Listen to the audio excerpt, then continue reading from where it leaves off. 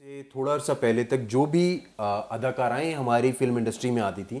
وہ بیسیکلی ایک ہیرا منڈی سے آنے والی تھیں یا وہاں پہ کام کرنے والی پیشہ ور خاتون تھیں، اور ان کے نام کے ساتھ آپ دیکھیں زیادہ تر کے ساتھ شاہ لگا ہوا ہے یا کچھ ایسا لگا ہے، تو یہ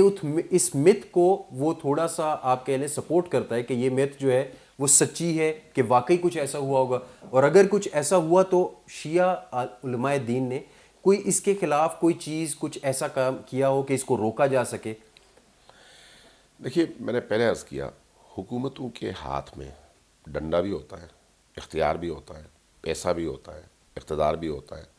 اور وہ اس کا ہر جگہ اپنے مفاد کے لیے استعمال بھی کرتے ہیں۔ تشیع تاریخی اعتبار سے ریزسٹنس کی قوت ہے، یہ ذہن میں رکھیں۔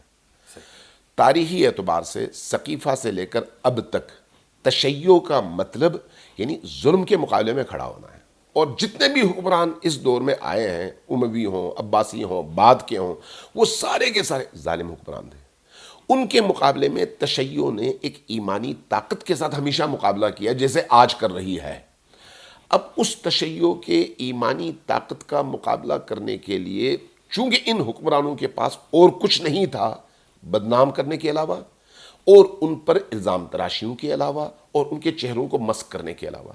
لہٰذا اس دور میں بھی یہی ہوا کہ مسجدوں کے اماموں کو پیسے دے کر اہل البیت اور ان کے پیروکاروں کے خلاف ہرزہ سرائی کا ایک بازار کھول دیا گیا، اور یہ اس زمانے میں بھی ہوا اور اس کے بعد بھی ہوا، اور آج بھی یہ جاری ہے۔ جہاں تک بدکاری کے اڈے ہیں، پہلا سوال یہ ہے کہ یہ کب سے شروع ہوئے، کس نے شروع کروائے، اور اس کو جو قانونی جواز فراہم کیا گیا وہ کیا تھا؟ جو آپ نے ابھی اشارہ کیا، میں ذرا کھل کے بتاتا ہوں۔ اس پاکستان کے اندر جس طرح سے شراب نوشی کے لیے لائسنس جاری کیا جاتا تھا، جی بالکل، شراب فروخت کرنے کے لیے لائسنس جاری کیا جاتا تھا، تو اس میں شرط کیا لگاتے تھے؟ غیر مسلم ہونا، غیر مسلم ہونا۔ لیکن خریدتا کون تھا؟ مسلمان۔ بالکل ٹھیک ہے، اس وقت بھی شراب کے جتنے بڑے بیوپاری ہیں سارے مسلمان ہیں، یا اکثر ان کے مسلمان ہیں، نام نہیں لیتا، آپ کے بڑے بڑے سیاسی لیڈر بھی اس میں شامل ہیں، چونکہ اس میں سب سے زیادہ پیسہ ہے۔ یہی کام ہیرا منڈی کے لائسنس کا ہے، اور اس میں بھی انہوں نے کیا کیا؟ ظالم لوگ، اور واقعی میں کہتا ہوں اللہ کے دشمن لوگ، لیکن اللہ کے دین کے لباس میں چھپ کر، انہوں نے چونکہ اسلامائز کرنا تھا، انہوں نے کہا شیعوں کے اندر چونکہ متعہ کی اجازت ہے تو اس لیے متعہ کے طور پر چکلے کی اجازت دو، اور اس کے لیے شرط لگاؤ کہ یہ خاتون کہے کہ میں شیعہ ہوں۔ ٹھیک ہے، سوال یہ ہے کہ کیا شریعت میں اس کی گنجائش تھی؟ نہیں،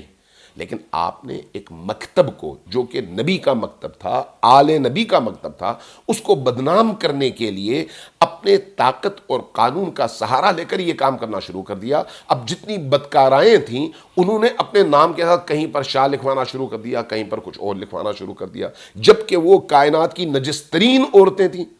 اور اللہ کے دین کی دشمن عورتیں تھیں۔ میں یہ سمجھتا ہوں جنہوں نے یہ قانون بنایا تھا ان میں اور ان چکلے کی عورتوں میں کوئی فرق نہیں تھا، دونوں ایک آئینے کے دو رخ تھے، یہ دین کا لباس پہن کر اور وہ کاروبار کے لیے۔ اس لیے اس نے دین کو کاروبار بنایا اور اس نے اپنی جسم فروشی کو کاروبار بنایا، اس نے قانون کا سہارا لے کر ایک پورے مکتب کو بدنام کرنے کی کوشش کی۔ یقیناً اس کا جو اجر ہے اور اس کی سزا ہے وہ دنیا میں بھی اور آخرت میں بھی ایسے